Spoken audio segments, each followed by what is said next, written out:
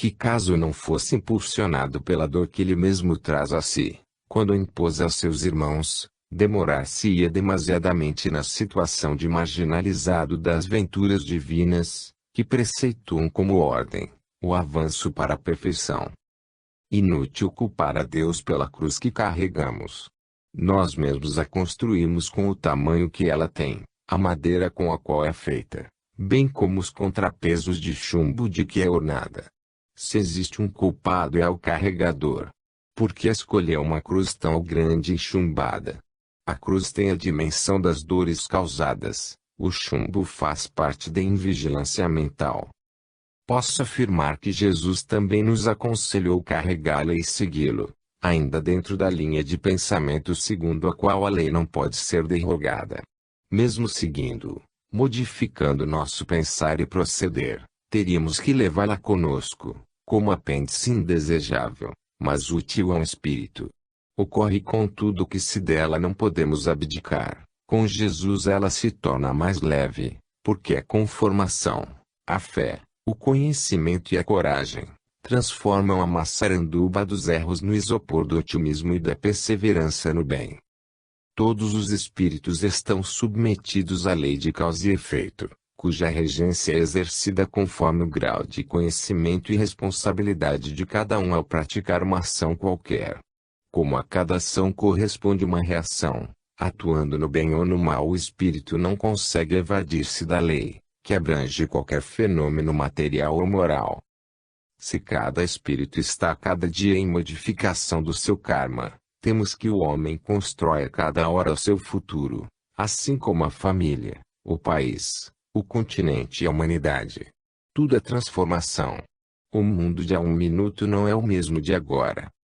Os rigores do clima, a maldade humana, as pressões sociais, o terrorismo, a proletarização, o desamor, chaga viva da sociedade onde vigem o egoísmo e o orgulho, são moedas correntes nos dias atuais. Mas, esse sofrimento é proporcional ao débito contabilizado a cada um. Ao lado dos que optam pelo erro, encontram-se aqueles que já se modificam, abandonando velhos vícios, sendo que todos suportam os flagelos naturais ou não, na proporção de suas faltas. Em meio ao desespero e à dor, levanta-se a solidariedade e toma a afeição de amor, e onde há amor todo sofrimento perde o significado punitivo para adquirir caráter de aprendizado. Outros sim, o progresso material apressando as transformações morais fortalece a criticidade, orientando o livre-arbítrio para os caminhos da justiça. É verdade que a dor trabalha sem descanso em um mundo de provas e expiações, tal qual o amor. Cansados de gemidos e lamentações, os homens buscam a poesia e a esperança. Deus observa sua obra que não pode ter um fim tão miserável qual a fome, a degradação e a tragédia. Em sua pedagogia, permite a dor, como curso de preparação para a vivência do amor. É assim que funciona o universo, a rudeza da dor e o afago do amor. Para melhor entender o funcionamento da lei de causa e efeito, necessário se faz relembrar uma outra lei natural ou mesmo biológica, a reencarnação. Capítulo 30. A reencarnação. Da mesma maneira que o homem, deixando de lado suas roupas velhas, veste outras novas, também o espírito, depois de abandonar os corpos gastos, se reveste de outros corpos novos.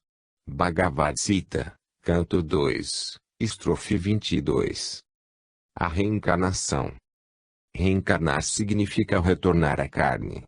A esse processo todo espírito está submetido por anseio próprio de crescimento, e destinação do plano de Deus para as criaturas. A reencarnação tem como base a justiça divina, que alia a caridade com a disciplina retificadora, oferecendo novas oportunidades de reparação da lei naquilo em que ela foi violada. Reafirmamos contudo que a reencarnação sendo uma lei natural, o conhecimento de sua existência perde-se no tempo. Encontramos a reencarnação generalizada entre os iniciados das escolas antigas, em numerosas obras literárias e no pensamento humilde do homem comum, embora às vezes confundindo a sua aplicação e descaracterizando a sua essência. Tal ocorreu na introdução da metempsicose, doutrina em que se supõe que o espírito humano reencarna em um corpo de animal como medida punitiva pelo mal que houvera praticado. Ao atingir humanização, o princípio inteligente passa a chamar-se espírito, e a partir de então, jamais reencarnará em corpos de animais inferiores. Os iniciados não divulgavam a sua ciência sagrada para a população, que não a entenderia, dela se aproveitaria, ou mesmo a deturparia, fragmentando em várias religiões, tal como ocorreu com a interpretação bíblica. Isso está bastante claro nos hinos orfíquos quando dizem: escuta as verdades que convém ocultar à multidão, e que fazem a força dos santuários. No Egito, a reencarnação era estudada e aceita como lei igualitária, justa e generalizada. Nas escolas iniciáticas, o neófito aprendia a se conhecer, e como lição primeira, ouvia do sacerdote que presidia a sua iniciação, ensinamentos acerca do perispírito e da reencarnação. Dizia o mestre: ó, alma cega, arma-te com o facho dos mistérios e, na noite terrestre, descobrirás teu dúplice luminoso, tua alma celeste. Segue esse gênio divino e que ele seja teu guia, porque tem a chave das tuas existências passadas e futuras. Entre os gregos, Pitágoras, Sócrates, Platão e outros filósofos, foram grandes defensores da reencarnação, sendo que Sócrates não foi um iniciado, porque gostava de ensinar a população livremente, conversando com ela e dela nada escondendo, razão pela qual foi condenado sob a alegação de perverter a juventude. Na Grécia, os que começavam a iniciação ouviam do hierofante: vinde gozar, vós que tendes sofrido, vinde repousar, vós que tendes lutado. Pelos sofrimentos passados, pelo esforço que vos conduz, vencereis, e, depois do longo circuito das existências tenebrosas, saireis enfim do círculo doloroso das gerações. Amai, porque tudo ama, amai porém a luz e não as trevas. Durante vossa viagem tende sempre em mira esse alvo. Quando as almas voltam ao espaço, trazem com hediondas manchas, todas as faltas da sua vida estampadas no corpo etéreo. E, para apagá-las, cumpre que espiem e voltem à terra. Afirmam os Vedas: há uma parte imortal no homem que é aquela, ó Agni, que cumpre aquecer com teus raios, inflamar com teu fogo. De onde vem a alma? Umas vêm para nós e daqui partem, outras partem e tornam a voltar. Segundo o budismo, está na cobiça a causa do mal, da dor e do renascimento. A reencarnação era, portanto, como ainda é, adotada por muitos povos, como nos demonstram com clareza as obras com as quais estes nos brindaram. Como legado desse período lúcido e progressista dos egípcios para o futuro, temos a Tábua de Esmeralda e o Livro dos Mortos. Os mistérios de Eleusis, Timeu e Pedon são obras gregas que exaltam essa doutrina. Entre os judeus, os iniciados também tomavam conhecimento das vidas sucessivas através de obras como a Cabala e o Talmud. Outros povos ainda adotavam a reencarnação como parte de seus ensinos e de sua aprendizagem. Os druidas na Gália, os indianos através do budismo, cristianismo e brahmanismo, os persas pelo mazdeísmo e o zoroastrismo, os cristãos primitivos até o Concílio de Constantinopla II, em 553 d.C. Lembramos ainda as figuras de Giordano Bruno, Dante Alighieri, Blaise Pascal, Orígenes, São Jerônimo, Cardeal Nicolau de Cruz e Jesus, Mateus 17 e João III. Se mais não citamos é por ser outra finalidade da nossa pesquisa. Atualmente, a alma e a reencarnação não estão mais restritas ao campo religioso e dogmático. Adentraram as universidades, as pesquisas de laboratório, o cerne das filosofias modernas, a razão da ciência. A reencarnação constitui-se na modernidade na única teoria capaz de explicar coerentemente a razão da dor, a diversidade dos destinos, a evolução espiritual, e toda e qualquer situação de aparente injustiça. Concorde com todos os ensinamentos científicos sem em nada contradizê-los, ao mesmo tempo que fornece a chave de inúmeros enigmas de ordem psíquica, apoiando-se em demonstrações positivas e irrefutáveis. Explica tal lei, o evolucionismo que faculta o transformismo nas espécies, caracterizando a evolução anímica pela ascendência do princípio inteligente. Com ela, desaparecem as dúvidas quanto à convivência em um mesmo lar, ou não, do talento, do gênio, do idiota, do feio, do sadio, das aptidões, das intuições, da beleza, e outros desníveis existentes entre pessoas submetidas, ou não, a um mesmo clima, educação, alimentação e tratamento. A biologia clássica tem se mostrado impotente para explicar de maneira lógica e sem subterfúgios todos esses incidentes. Admita-se que cada espírito ao encarnar traz consigo uma bagagem moral e intelectual e um karma determinando-lhe provas e expiações e tudo se esclarece meridianamente. Aqueles que dizem ser o gênio ou o idiota produto dos genes que o formaram, distanciam-se muito da realidade. Os genes contribuem na formação material do corpo, oferecendo ao espírito uma máquina perfeita para que ele se manifeste em sua genialidade se a possuir, ou, caso contrário, em sua mediocridade. Pode igualmente impor ao gênio a limitação de ficar manietado, por deficiência do corpo que a lei kármica lhe conferiu. Os genes obedecem às condições físicas que o perispírito traz, refletindo na formação do corpo a programação que lhe é imposta por uma lei maior que a própria genética. O espírito, através da sua evolução moral e intelectual, é que determina o grau de perfeição do templo que irá habitar. Concluímos através deste raciocínio que o idiota pode ser um espírito culto, aprisionado por não usar com ética seus conhecimentos, e o saudável, na interpretação mundana, ser um espírito simples que não aprendeu os mais elementares rudimentos do amor. Lembramos aqueles que defendem a teoria da hereditariedade psíquica, que basta apenas um fato destoante para pôr à lona toda uma teoria mal elaborada. Sócrates não tinha pai inculto, pois era um simples varredor de uma casa que vendia estátuas. Péricles não gerou dois monstros, Xantipos e Pároclos. Machado de Assis não foi filho de uma lavadeira sem maiores conhecimentos. José do Patrocínio não foi filho de uma escrava. Onde a hereditariedade psíquica em tais casos? Que dizer então de Michelangelo, aos 8 anos considerado completo na arte da pintura? De Pascal, aos 13 anos, famoso matemático e geômetra? De Mozart, aos 7 anos compondo óperas?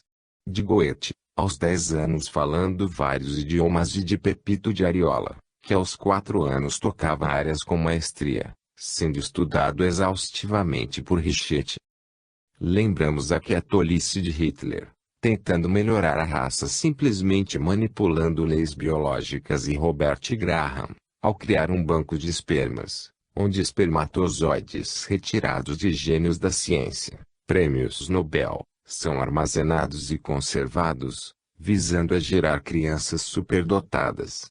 Pobres espíritos. Às vezes, cultos, mas insensatos e ingênuos para a verdadeira ciência. O caráter, o talento ou dons que o espírito apresenta, constituem o somatório da sua própria evolução, no que se infere que as ideias inatas, as inclinações, as ponderações e outros procedimentos podem em alguns casos manifestar-se muito cedo, mesmo antes do completo desenvolvimento cerebral físico, visto que o cérebro perispiritual se encontra formado e atuante em seus arquivos. Não nos reportaremos aqui aos casos das crianças e adultos que lembram naturalmente com detalhes minuciosos as reencarnações passadas, por esse assunto encontrar-se ostensivamente divulgado e comprovado, habitando a galeria dos eventos banais nos dias de hoje, onde a regressão de memória fez dobrar os joelhos das doutrinas não reencarnacionistas. No entanto, convém lembrar os motivos pelos quais, quando encarnados, não lembramos de nossas vidas anteriores, Fato que, em última análise, constitui prova da bondade divina, que nos poupa as amarguras de expor em evidência nossos erros e crimes de outrora. Se lembrássemos tais desmandos, o remorso nos torturaria ou até poderia paralisar nosso esforço de reparação.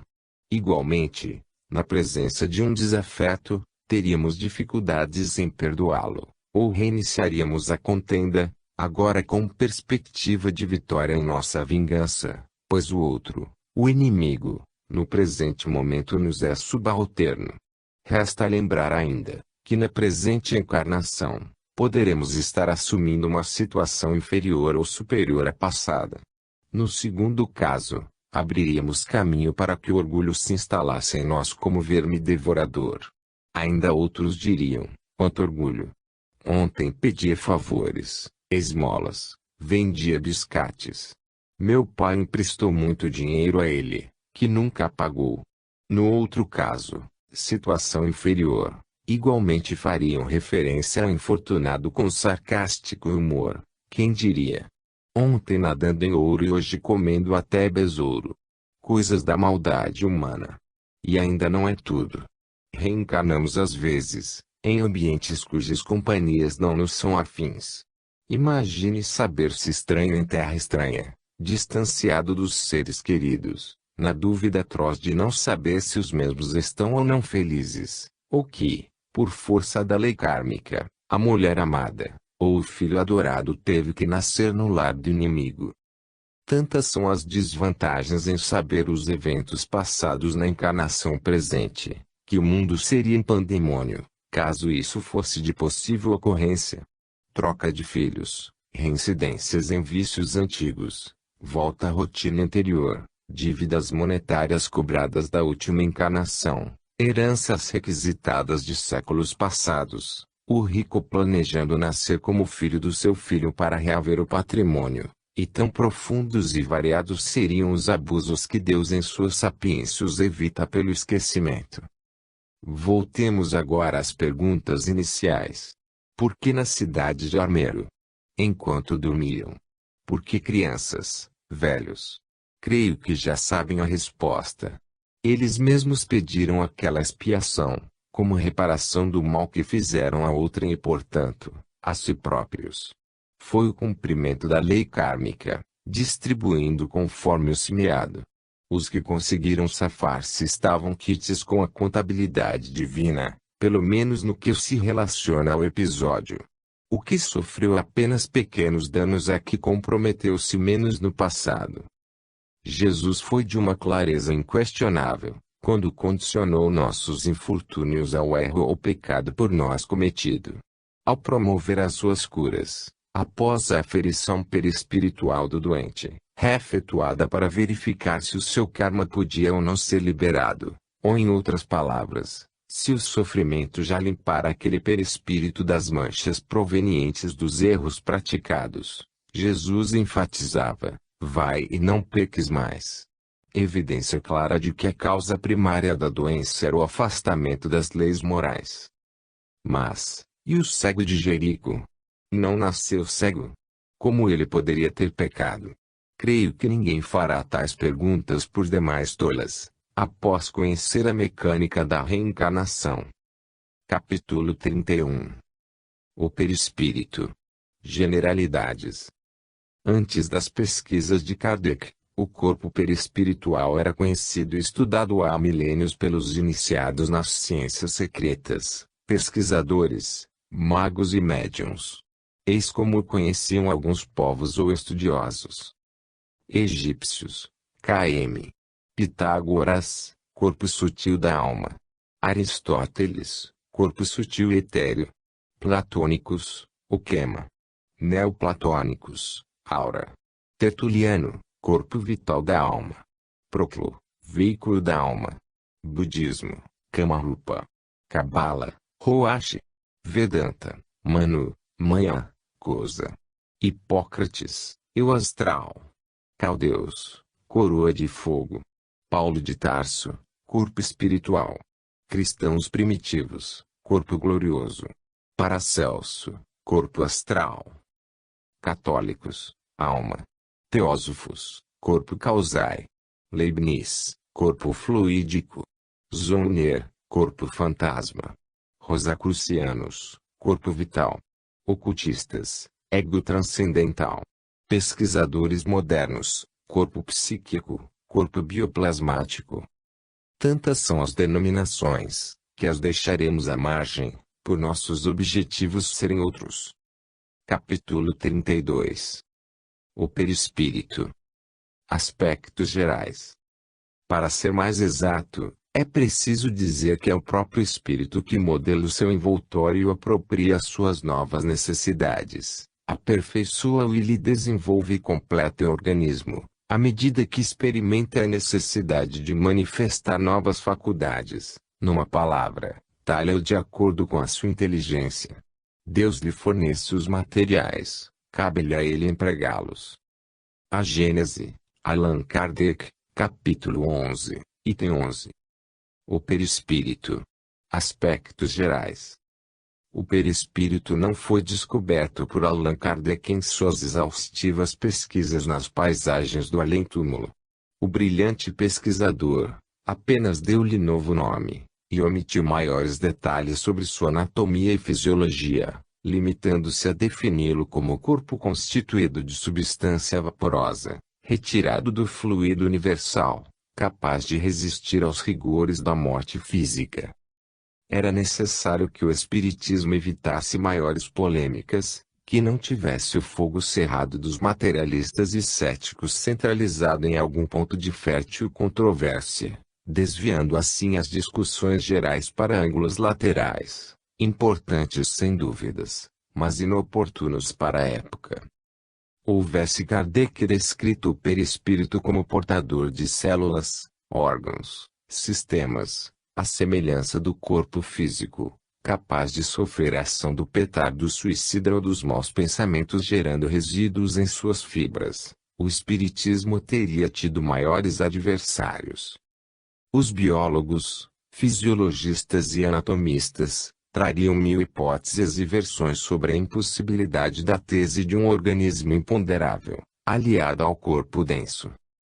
Os pseudos religiosos tentariam levar ao ridículo a tese espiritista dizendo ser o pesquisador um possesso ou louco manipulado pelos demônios, que estranhamente só se apoderam daqueles que não pensam como eles.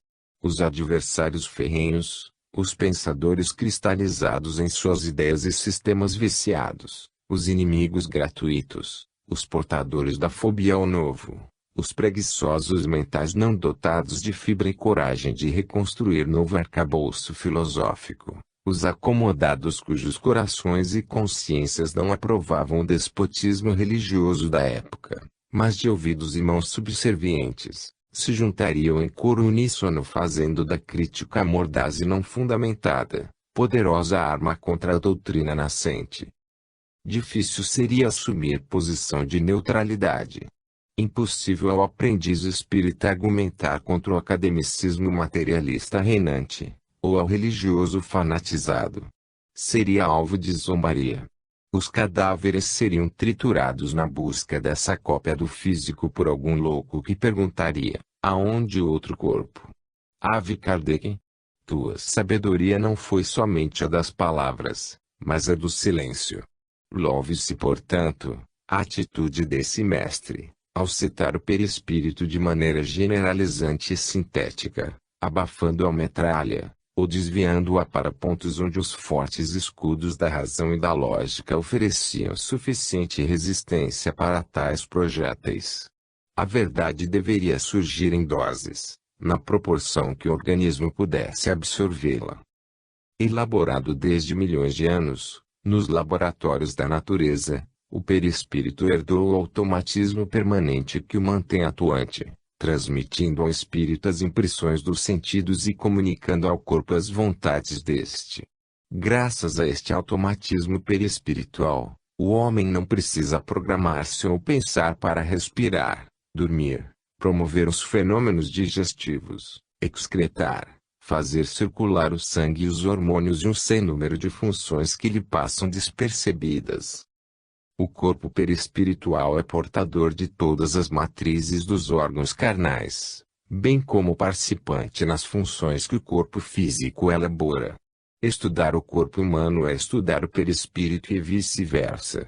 Lógico que não desvinculando tal estudo da atuação mental, como fator de harmonização ou desagregação molecular dos mesmos. O corpo físico obedece ao automatismo perispirítico até mesmo quando o perispírito se afasta.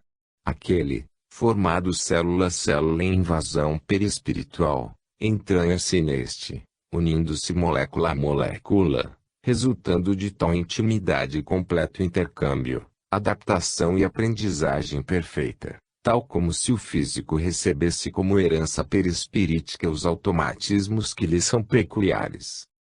Por isso, nos desdobramentos, onde o complexo espírito-perispírito se afasta do corpo ficando a ele ligado por um laço fluídico, suas funções permanecem, sem prejuízo da economia celular. O mesmo ocorre no coma, onde às vezes, por milhares de dias, espírito e perispírito podem estar distantes, mas não desligados completamente com o físico animado à espera da volta de ambos. O perispírito é também indicador do estágio evolutivo do espírito. Tanto pela sua observação direta fora do corpo, luminosa ou opaca, quanto pelas formas harmoniosas ou grotescas que imprime ao corpo físico. Sem o perispírito seria impossível manter os traços fisionômicos por ocasião da renovação celular, ou mesmo a forma humana, que é delimitada por parâmetros peculiares à espécie. Afirmamos ainda, que neste corpo se encontra a gênese patológica das mais variadas enfermidades, que são drenadas para o físico, graças ao favorecimento de uma sintonia com os micro-organismos patogênicos, gerada por seu adensamento.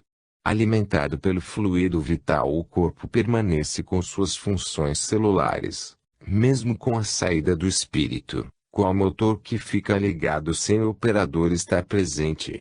O combustível faz a máquina movimentar-se. Uma locomotiva em movimento não para bruscamente. Às vezes, mesmo sem a presença do espírito, já liberto de suas amarras carnais, o corpo ainda apresenta sinais de vida, fruto do seu automatismo e de sobras fluídicas, mas a morte já cumpriu sua missão. Quando o perispírito é submetido a uma ação mental evoluída, alimenta-se de refinado magnetismo, o que não ocorre quando a ação mental que orienta é deseducada. Nesse caso, ele passa a canalizar para si energias de baixo teor vibratório, tornando seu magnetismo adensado, aumentando-lhe o peso específico. Quando isso ocorre, ele torna-se mais grosseiro, à semelhança do corpo somático, sendo atraído para as regiões compatíveis ao seu estado, passando estas a lhe servirem de moradia. Quanto à alimentação, apesar de o perispírito ser portador do sistema digestivo completo, bem como do sangue que corre em suas veias e artérias, impulsionado pelo coração distribuindo substâncias vitais, ela não se faz de maneira análoga para todos os espíritos. Os recém-desencarnados que possuem o hábito da alimentação pesada, tais como vísceras, caldos gordurosos, pastosos e derivados, sofrem intensa necessidade de tais alimentos, e os recebem, só que fluídicos, satisfazendo assim seus apetites, aliviando o sofrimento imposto pela fome, que não se vê saciada com a alimentação mais sutil.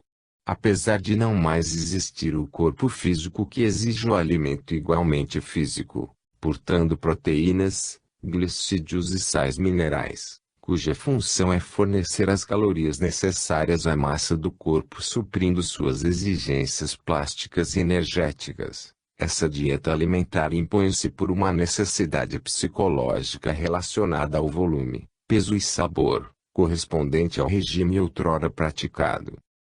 Um outro tipo de alimentação mais refinada, usada por aqueles que procuram libertar-se dos hábitos terrenos, é formada por sucos etéricos de frutas, caldo de essências reconfortantes e água misturada a elementos magnéticos. Esses alimentos são utilizados nos postos de socorro e servem aos espíritos que descem aos charcos de dor em missões de resgate, devido às condições do meio não possibilitar a inalação de princípios vitais da atmosfera através da respiração.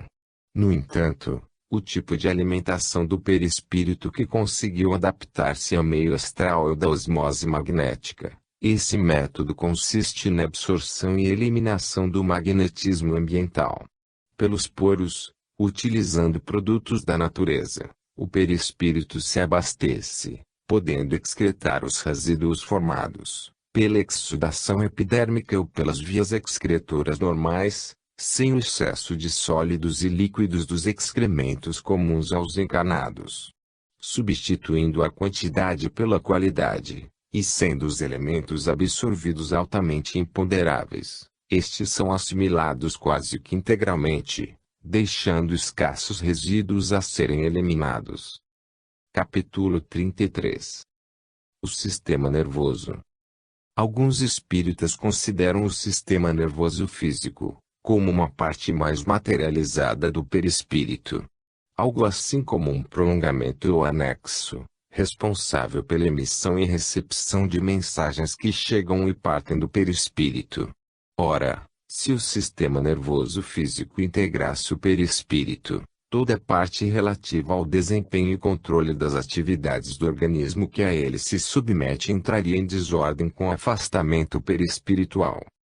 Sendo o físico uma estrutura semelhante ao perispírito, esta semelhança se faz de maneira correspondente à especialização e eterização das partes reproduzidas. No perispírito, o sistema nervoso também é mais etéreo e sutil que os demais sistemas, firmando-se a obrigatoriedade dessa quintessência na especialização cerebral e nervosa, sistema de conduto por onde o espírito atua diretamente na exteriorização de mensagens e percepções de estímulos ambientais. Quando o espírito se encontra encarnado, esses estímulos chegam a seu perispírito pelos 5 canais que constituem a base da sua vida de relação, quais sejam visão, audição, paladar, olfato e tato. Desencarnado, todo e qualquer estímulo atinge via perispírito, de maneira generalizada. Podemos dizer que ele ouve, vê e sente por todo o perispírito, sendo este fato de fácil comprovação nas reuniões mediúnicas, quando o espírito comunicante leva as mãos aos ouvidos para não escutar o doutrinador e a voz o alcance em sua intimidade perispiritual. Igualmente, o médium que se perturba com uma visão chocante e cerra os olhos para escapar-lhe à influência, continua malgrado seu esforço, a visualizá-la com a nitidez imposta pela sua sintonia, pois observa o cenário com a sua visão perispiritual que é generalizada. As sensações passam assim, do sistema nervoso físico, de ação localizada e circunscrita aos 5 sentidos, para o sistema nervoso perispiritual de ação genérica em toda a sua extensão. Tomemos um exemplo. No espírito encarnado, o canal receptivo do sentido da audição é o aparelho auditivo.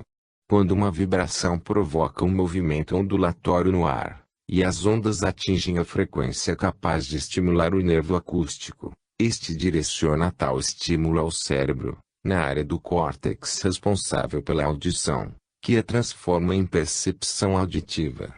No perispírito a faculdade da audição é inerente à sua natureza, sendo toda a sua extensão capaz de receber as vibrações sonoras, independente de um canal específico, tal como ocorre nos encarnados.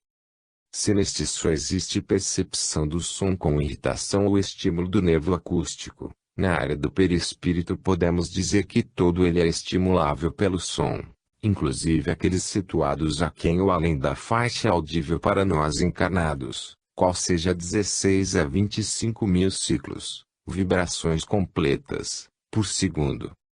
Se o espírito não tivesse perispírito, nenhuma sensação oriunda do mundo material, boa ou má, chegaria até ele, pois lhe faltaria o canal por onde essas sensações fluíssem, atingindo, ocasião em que as perceberia.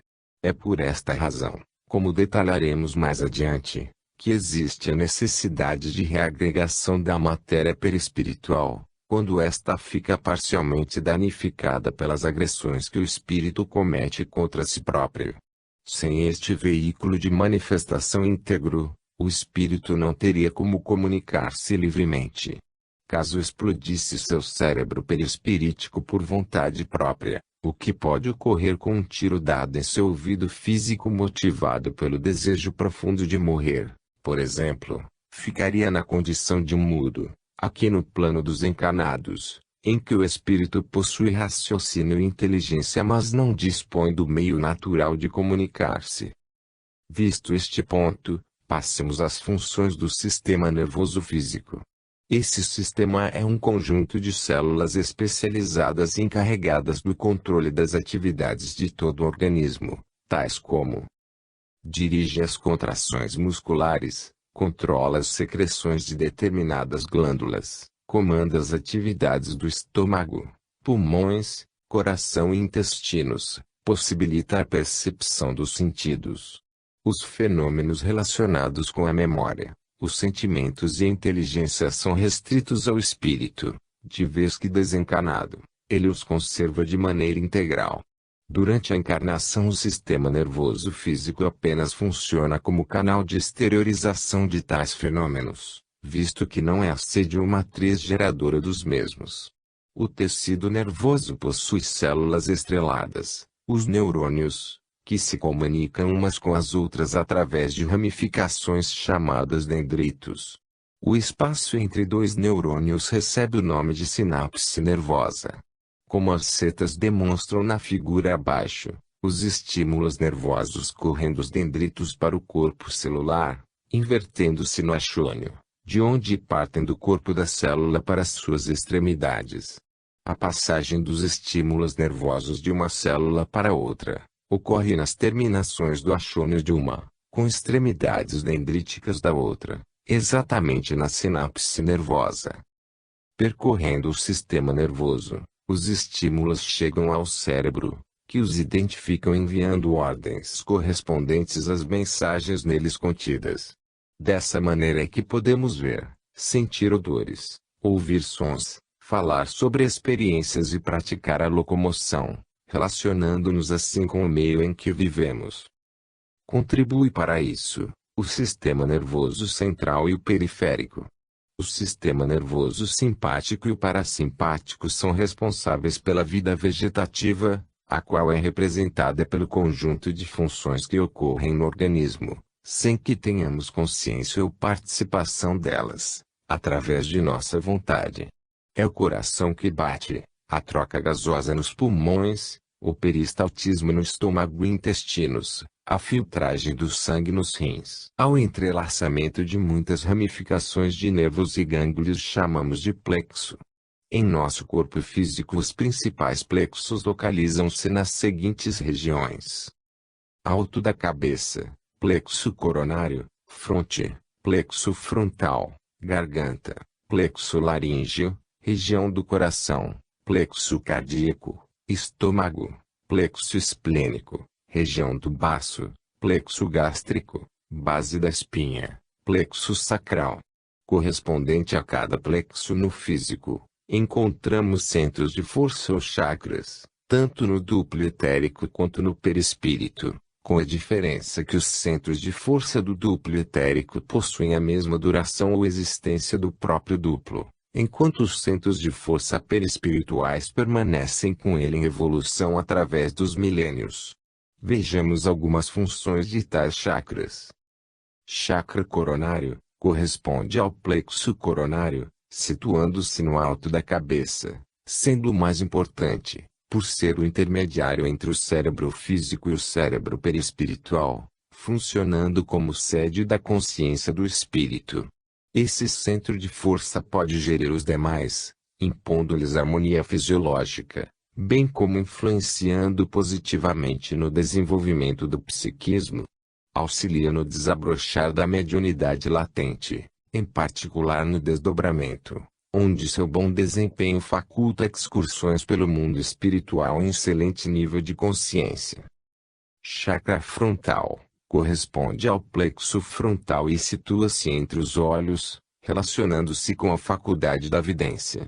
Exercícios para ativar esse chakra podem levar a um aumento na faixa visual, facultando ao espírito a percepção de imagens do microcosmo, cenas gravadas no éter, ocorrências captadas psicometricamente, acontecimentos à distância e outros eventos relacionados com esta faculdade. No campo morfológico e fisiológico, o chakra frontal atua sobre o sistema nervoso e endócrino, zelando por suas atividades. Chakra laríngeo corresponde ao plexo laríngeo e localiza-se na garganta. Atua junto ao aparelho fonador e respiratório. É este chakra que, agindo sobre as glândulas tireoide e paratireoide, modifica o tom vocal por ocasião da puberdade, dando-lhe personalidade e estabilização.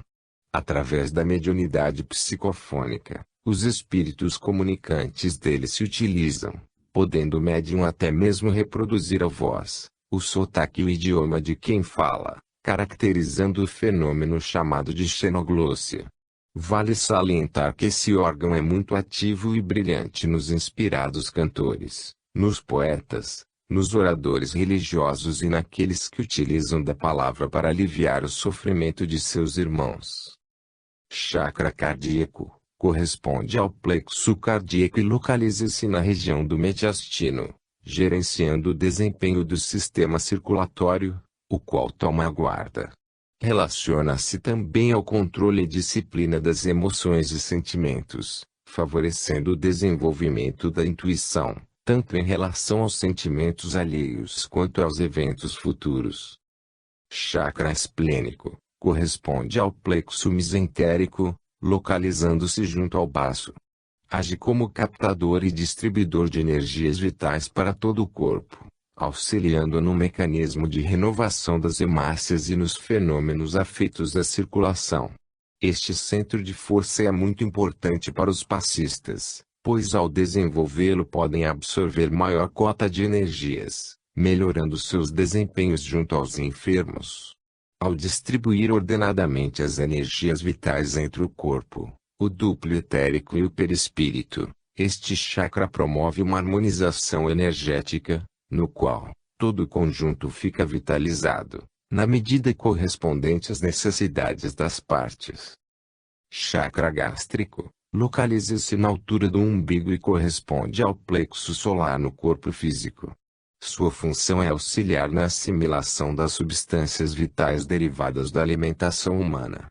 Quando o regime alimentar dispensa o uso de carnes, alcoólicos, gorduras, temperos picantes, esse centro de força tem o seu desenvolvimento facilitado, por trabalhar com energias refinadas, o que se reflete inclusive no aumento de sensibilidade relativa à identificação das energias hostis ou amenas, que caracterizam o meio.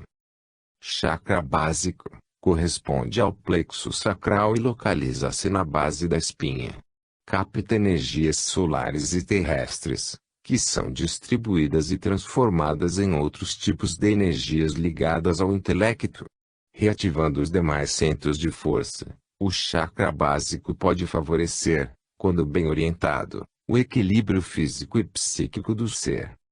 Todos os chakras possuem atribuições e cores específicas, variando em matizes, conforme o grau evolutivo do espírito.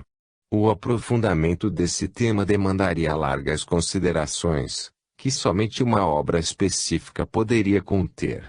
Daí a superficialidade com que abordamos. Capítulo 34. O duplo etérico. Entre o corpo físico e o perispírito, funcionando como intermediário para a ação perispirítica sobre o físico e deste para aquele, encontra-se o duplo etérico. Esse conjunto submete-se à ação do espírito, que a ele se integra e sobre o qual age, permutando energias e comunicando-se com o mundo onde vive. O duplo etérico forma-se com a encarnação do espírito e não possui existência própria como perispírito, desintegrando-se após a morte física. É uma espécie de corpo vaporoso, qual cartucho fluídico, que guarda certa semelhança com o corpo físico e ele se ajusta, ultrapassando-lhe as dimensões em cerca de 1 centímetro, com o peso aproximado a 60 gramas. Tal corpo fornece informações valiosas quanto ao estado de saúde física e evolução espiritual, quando observado sob os aspectos das emanações energéticas e colorido peculiar que traz.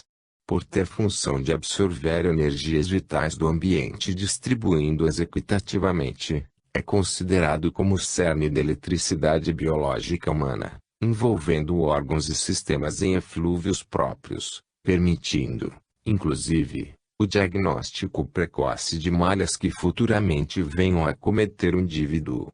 Nos suicidas, o duplo etérico ainda pleno de energias vitais, permanece ligado ao perispírito e ao cadáver, fazendo com que o espírito sinta uma espécie de repercussão daquilo que está a ocorrer na matéria, ou seja, a decomposição provocada pelos vermes.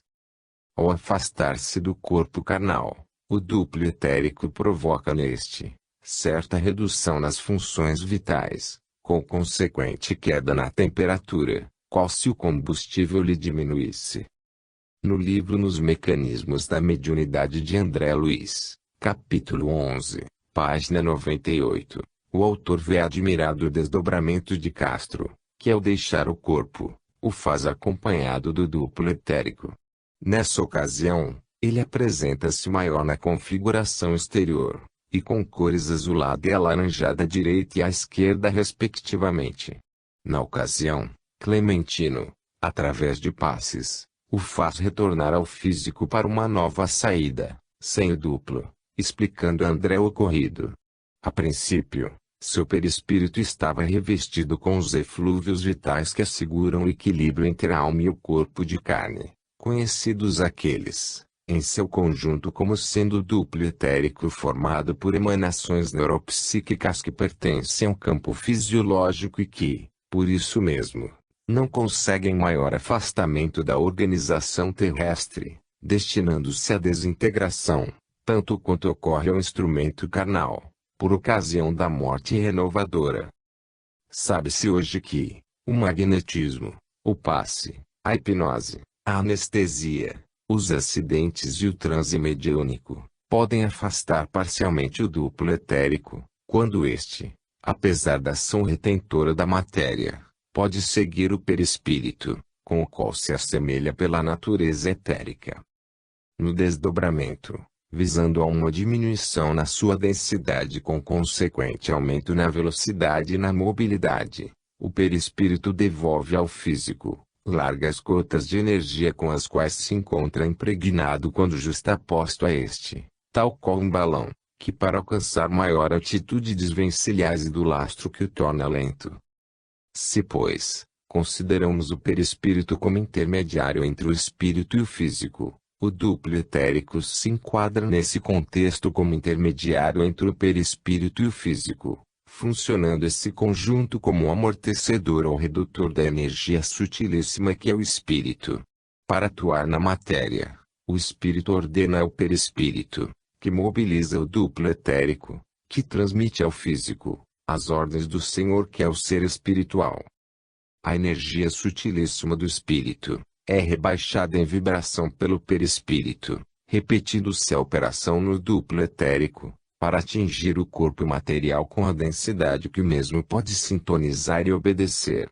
Insistimos ainda uma vez, que a harmonia, o desempenho, a saúde, a beleza e o grau de relativa perfeição desse conjunto, corpo físico duplo etérico e perispírito, dependem exclusivamente do estado moral e intelectual em que se encontra o espírito, sendo inteiramente impossível a toda a medicina espiritual ou terrestre aperfeiçoá-los sem tal ornamento, pois a lei de Deus é claríssima quando especifica que, para ter saúde é necessário evitar a doença, e esta nada mais é que toda e qualquer imperfeição da alma. Capítulo 35. A ciência dos espíritos. Para escrever sobre o perispírito fui levado inúmeras vezes a efetuar observações, as mais variadas, sobre a anatomia e fisiologia desse corpo, bem como a sua degradação e modelagem. Visitei com meus amigos espirituais os laboratórios, centros de pesquisas, universidades e hospitais do plano espiritual, procurando entender suas lições, no que me tornava tão inquieto e perguntador quanto meus próprios alunos de matemática. Digo do que observei, que a medicina e a tecnologia terrestre apenas vacilam em seus passos iniciais a caminho do espírito, de vez que mais se apegam ao orgulho do que sabem, muito pouco, do que à humildade do que não sabem. Insensatez seria ignorar os nobres esforços de dezenas de pesquisadores não dogmáticos, que afastando o desânimo e o cansaço, se adentram na pesquisa física, relacionando-a ou fundamentando aos princípios da alma. Graças a esses desbravadores abriu-se uma fissura no velho e viciado sistema que só admite o que é visível e palpável como realidade digna de investigação. Tais missionários tomam como compromisso a verdade que liberta, desertando da viciada retaguarda científica e assumindo a desbravadora vanguarda paracientífica, provocando as revoluções que haverão de demolir de vez e para sempre o alicerce da velha ciência cética e dogmática. Kardec foi o grande iniciador da Rua dos Mártires em França, sob a inspiração do espírito de verdade. O gênio e a coragem desse cientista abalaram o mundo acadêmico da época, ao matar a morte. Ao mesmo tempo, desnudou os chamados mistérios, revelando a outra dimensão do planeta com a sua população oculta, mas de vitalidade e dinamismo plenos, em constante intercâmbio com os chamados vivos. Como se não bastasse, fundou a Sociedade Parisiense de Estudos Espíritas, dando-lhe um caráter científico e não religioso. Com meridiana lucidez, parte para a criação e fundação da Revista Espírita, que deveria atuar na divulgação das pesquisas da Sociedade Parisiense, já estruturada.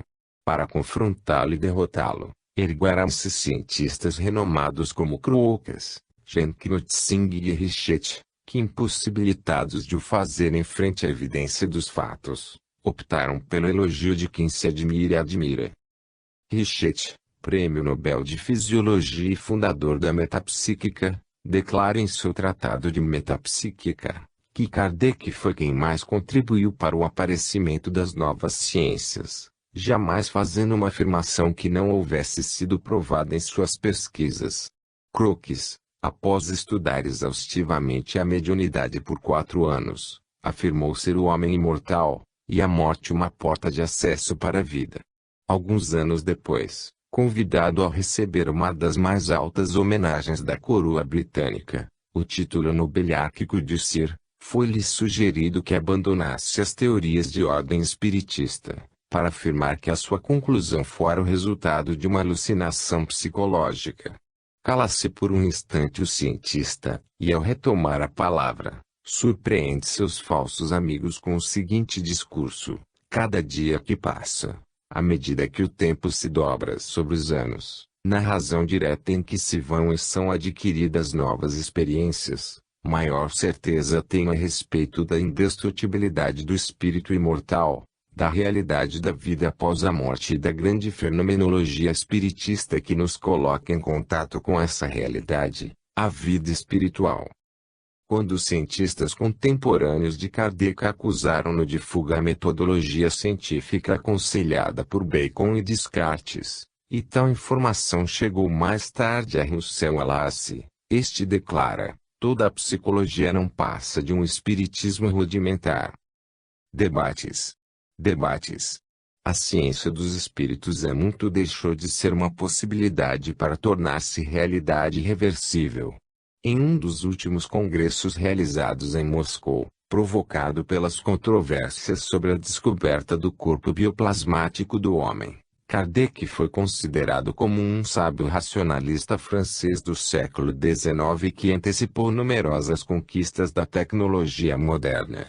Em todo o mundo floresce a ciência dos espíritos, que é a mesma dos homens, apenas despida do orgulho, do falso saber, de dogmas e preconceitos.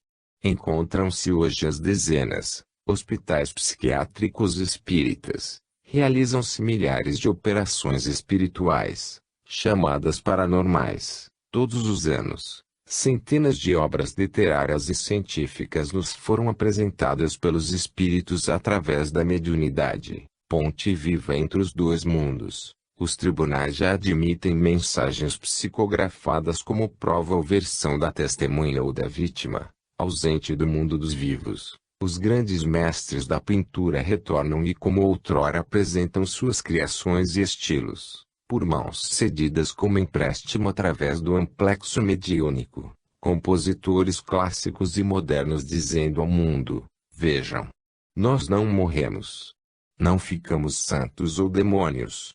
Somos apenas espíritos. Reaparecemos através da sua música, desfazendo o fantasma do desconhecido, desmistificando o túmulo.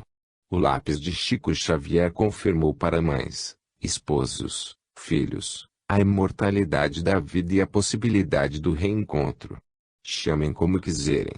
Para a psicologia, psicotrônica.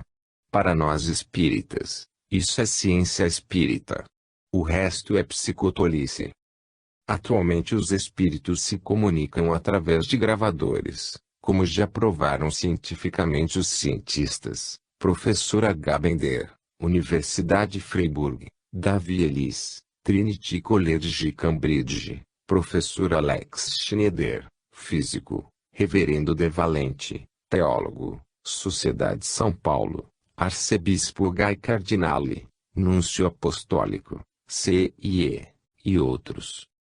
Falam-nos também os espíritos usando o telefone, tal como sucedeu a Coelho Neto, literato brasileiro, que ouvindo a voz de sua neta já falecida, falar à mãe, emociona-se ao reconhecer por numerosas características a personalidade da mesma, refazendo então os seus conceitos, antes contrários à doutrina espírita, em depoimento carregado de emoções positivas. Cita-nos Ivone Pereira em seu livro Devassando o Invisível, capítulo 8, que em 1915 em sessão mediúnica domiciliar, na cidade de São João del Rei, o médium Silvestre Lobato, ao receber o espírito Bezerra de Menezes, anunciou o advento do rádio e da televisão, asseverando que através da televisão, em tempos futuros, seria possível captar panoramas e detalhes da vida espiritual. Muito bem. Nos anos 70, George Meek, auxiliado por um espírito desencarnado que fora técnico em eletrônica, cria um aparelho a que dá o nome de Spiricom. Em janeiro de 1986, Enzo Toconibi, através da TV de Luxemburgo, sob os olhares atônitos de 3,5 milhões de pessoas, faz apresentações com sucesso, deixando muitos telespectadores sem sono naquelas noites. O programa mais emocionante foi o que possibilitou um diálogo de uma mulher que se achava no auditório, com o seu filho desencarnado. Em junho de 1986, na Itália, no Centro Milanês de Metafonia, Virginia Ursi trava diálogo com seu filho já desencarnado, Humberto, através do mesmo aparelho. Esse evento, assistido por 500 mil de pessoas, provocou lágrimas, emoções e demorados aplausos para a feliz experiência. No final da apresentação uma voz anunciou: nós, aqui, somos e não somos mortos. Nós vos vemos. Breve nos mostraremos todos na televisão. Coincidência? Burla? Mistificação? Que o leitor responda à sua consciência em diálogo íntimo, pois não queremos forçar adesões, nem muito menos impor pontos de vistas que por si mesmos se impõem. Dizemos mais. Afirma o professor Ernst Sinkowski e confirma Otto Konibi, que já estão obtendo imagens de desencarnados através de um outro aparelho chamado Vidicom. E para mais aturdir o já confuso homem do famoso século tecnológico, agora os espíritos invadem os computadores. Já se avolumam as interferências nas programações em todo o mundo, no sentido de afirmação de uma ciência espírita entre os vivos, muito mais avançada em todos os campos, e que traz como objetivo a preparação da Terra para novos e anunciados tempos de paz. Quanto ao perispírito, seu estudo provocará em todos os campos da medicina, da química, da física, da sociologia, da psicologia, da antropologia e em todas as ciências onde a figura humana seja o alvo, Uma revolução sem limites, onde o sobrenatural e o fantasioso perderão crédito. Então a mistificação, palavra demasiadamente abrangente para explicar os fenômenos espíritas por parte dos seus adversários, não mais terá lugar.